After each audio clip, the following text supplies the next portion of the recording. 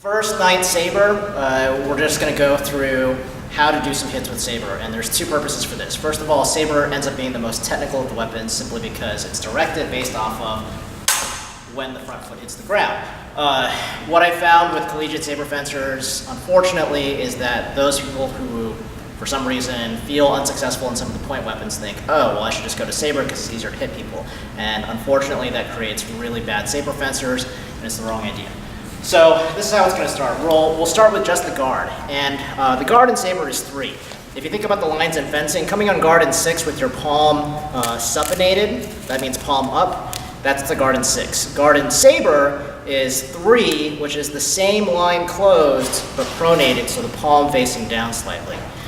You'll notice that in this situation, a modern Saber guard, I've got the bottom of my wrist completely flat. I should be able to do a guard check against the outside here and against the fingers here. This is rotated slightly out, not classical like this, but just slightly out.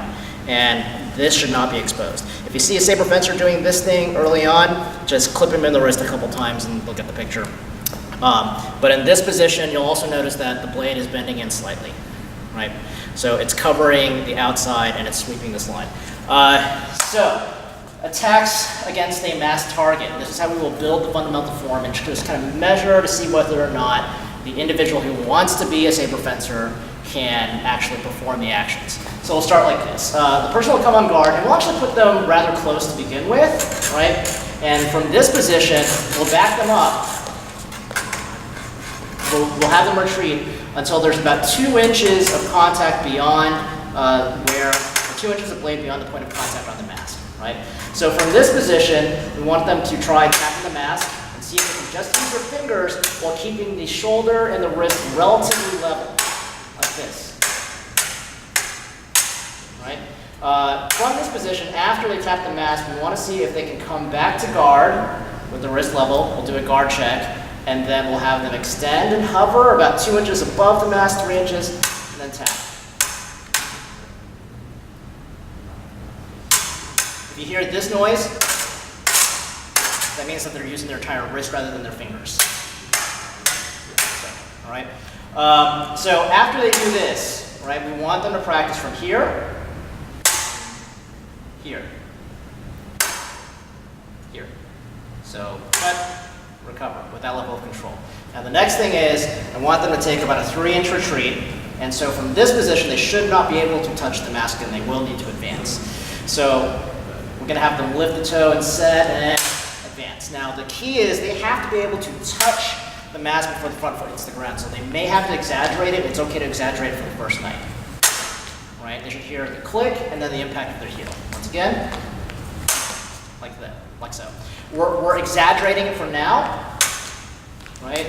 And if they get more comfortable, then fine, they can move a little bit faster.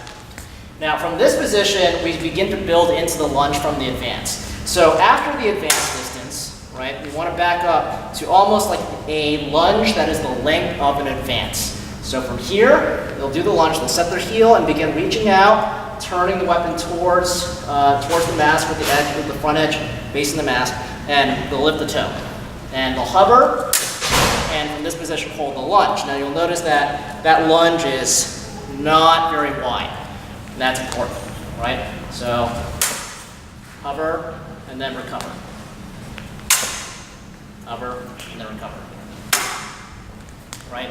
As they develop skill later on in the night, they can back up to the point where they may be doing a full lunge at this point. Right? So the deal is, it's going to take about half an hour of trying these things, and eventually we'll build into, if they can manage it, full attacks on the mask. This is something that you're going to want to keep up through the first several months of a new Saber fencer learning to fence Saber.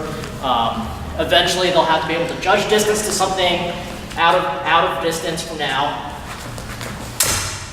and approach, double advanced distance, lunge, and actually hit the target.